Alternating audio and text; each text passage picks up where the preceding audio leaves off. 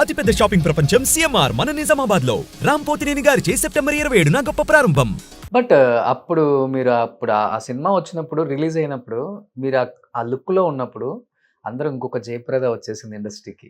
ఆయన కొంచెం మినియేచర్ అనేవారు. కొంచెం ఇద్దరు కొంచెం డైరెక్టర్ గారు కూడా అనేవారు, మా జయప్రదలో ఉన్నావు, మా జయప్రదలో ఉన్నావు అని అనేవారు ఆయన. అలాగే ఆ టైప్ హెయిర్ స్టైల్, మేకప్ అన్ని అలాగే వేయించేవారు. Okay, super. అసలుకి ఒకసారి చంద్రమోహన్ గారితో యాక్ట్ చేసిన హీరోయిన్ ఇంకా ఎక్కడికో వెళ్ళిపోతారు, ఇంకా అసలు వెనక్కి తిరిగి చూసుకోవాల్సిన పని లేదు, ఒక స్టార్ హీరోయిన్ అయిపోతారు, స్టార్ ఇమేజ్ వచ్చేస్తుంది అనేది ఉంది కదా టాక్. అప్పుడు మీకెలా చంద్రమోహన్ గారితో యాక్ట్ చేసిన తర్వాత? చంద్రమోహన్ గారితో యాక్ట్ చేసిన తర్వాత తెలుగు సినిమాలన్నీ చంద్రమోహన్ గారితోనే చేశాను నేను. మోస్ట్లీ ఎక్కువ చంద్రమోహన్ గారితో చేశాను.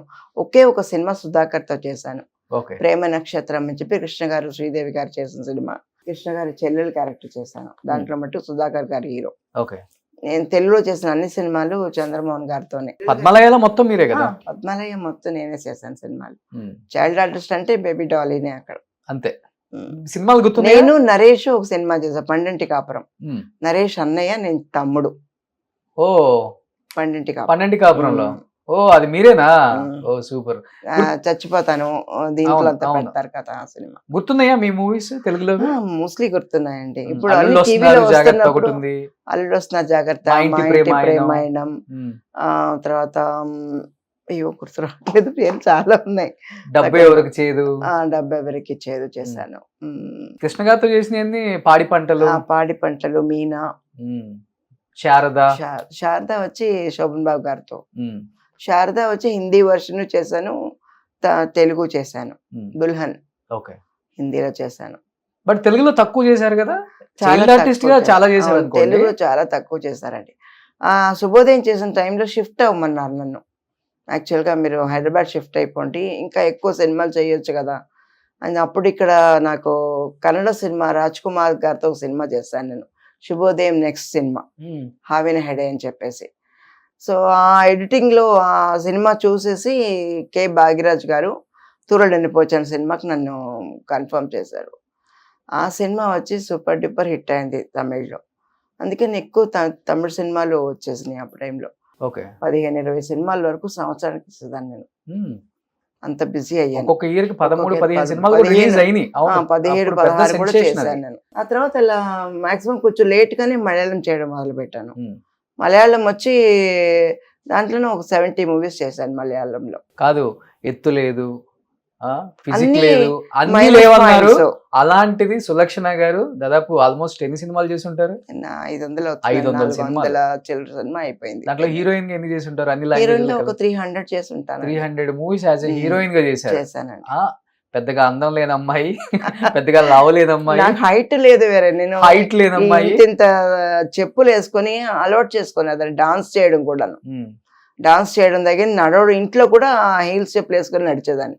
మా హీరోలు అందరూ చాలా పొడుగు ఉండేవాళ్ళు, ఇలాగే చూడాలని నేను. దాంతో నాకు లైఫ్ అనేది హీల్స్ చెప్పులు అయిపోయింది. ఒక ఫేసే మిమ్మల్ని కాపాడింది అప్పుడులో. బాగా అందంగా క్యూట్ గా అమ్ముల్ బేబీ లాగా ఉంటారు.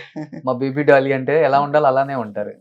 బట్ పీక్ లో ఉన్నప్పుడు అనిపించిందా, ఎటువంటి సపోర్ట్ లేకుండా ఎంతో మంది హేళన చేసి, ఎంతో మంది మనకు అన్ని ఏదో నెగిటివిటీ చెప్పడమే కానీ సపోర్ట్ చేసి పాజిటివ్ గా నువ్వు వస్తావు పైకి వస్తావు అని చెప్పిన ముందు ఒక మలయాళం సినిమా నన్ను టెస్ట్ కి తీసుకెళ్లారు.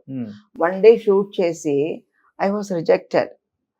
In what basis you know that she is not fit for screen. Not fit for screen. And ఇంకా కండెమ్డ్ అన్నట్టు నన్ను ఒకరోజు షూట్ చేసి నన్ను రిటర్న్ పంపించేశారు Kodaikanal. It was Mammootty's movie actually. నేను డైరెక్టర్ గారి పేరు చెప్పను, చెప్పొచ్చు తప్పే ఉంది, I V Sasi. He rejected me totally, పంపించేశారు.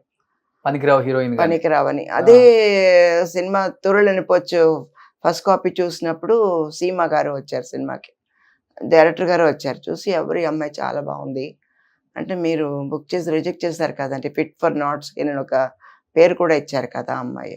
అయ్యో ఈ అమ్మాయి ఇంత బాగుందా అనుకున్నా. బట్ నాకు అది ఇది అనిపించేది, గ్రేట్ అనిపించింది. ఒక కసి వచ్చింది, అండ్ చేయాలి, మార్చుకోవాలి. అవును. బట్ ఏంటంటే అప్పుడు నేను గ్లామర్ క్యారెక్టర్స్ చేయడం మొదలు పెట్టలేదు అసలు. Hmm. I didn't do glamour అవును, అన్ని చీరలోనే సో అందంగా, నేను లంగా ఆ ఓణి. గ్లామర్ క్యారెక్టర్స్ స్విమ్మింగ్ డ్రెస్ కానీ స్లీవ్లెస్ కూడా వేసేదాన్ని కాదు. సో ఫ్యామిలీ గర్ల్, మన పక్కింటి అమ్మాయి ఎలా ఉంటుంది అలాగే ఉంటుంది అని ఎక్కువ మేకప్ వేసుకోను. Hmm. Normal life was very simple. నేను చాలా సింపుల్ గానే బతకడం మొదలు పెట్టాను అంతే. చాలా సింపుల్ లైఫ్ నాది. ఓకే. మరి ఇప్పుడు నా దాదాపు 500 సినిమాలు, 300 సినిమాలు యాజ్ ఎ హీరోయిన్ గానే చేశారు. వెనక బ్యాక్ మీకుండి సపోర్ట్ చేసిన వాళ్ళంటే ఎవరని చెప్తారు? సపోర్ట్ నేను హీరోయిన్ గా వచ్చేంత వరకు మా అమ్మగారు సపోర్ట్ చేశారు. Hmm. నన్ను బాగా మోల్డ్ చేశారు. ఒక లెవెల్ ఒక 18-19 ఇయర్స్ వచ్చే వరకు వాళ్ళతో ఉన్నాను. ఆ తర్వాత అందరికీ వచ్చే రోగం ఉంది కదా ఒకటి, Hmm. ప్రేమ అంటారు కదా, ఓకే. ఆ రోగం వచ్చింది. అప్పట్లో పెళ్లి చేసుకున్నాను. అప్పట్లో హీరోయిన్స్ కి ఊరికనే ప్రేమ వచ్చేస్తుంది కదా. అవునండి, ఉత్తునే వచ్చాయి. అది వచ్చి వాళ్ళకున్న ఇన్సెక్యూర్ ఫీలింగ్, ఆ, మనకి ఎవరు లేరన్న ఫీలింగ్ లో ఎవరో ఒకళ్ళు కనపడినప్పుడు నువ్వు బాగున్నావా, తిన్నావా, ఉన్నావా అని మాట్లాడితేనే పడిపోతాం అన్నమాట. అదే అదే అదే అప్పుడు ఊరికనే అంతే, పడిపోయేవాళ్ళు. ఇంకేమి పెద్ద ఐ లవ్ యూ చెప్పి లెటర్లు రాయక్కర్లేదు, ఏమీ లేవు అప్పుడు. సావిత్రమ్మ కూడా అలానే ఒక పడిపోయింది. సెంట్ బాటిల్ ఇస్తే కూడా ఒక సెంట్ బాటిల్ మా ఆయనని పడగొట్టాడు. చార్లీ సెంట్ బాటిల్ ఇచ్చి ఆ, అనుకునేదాన్ని, అది ఫేట్ అన్నమాట.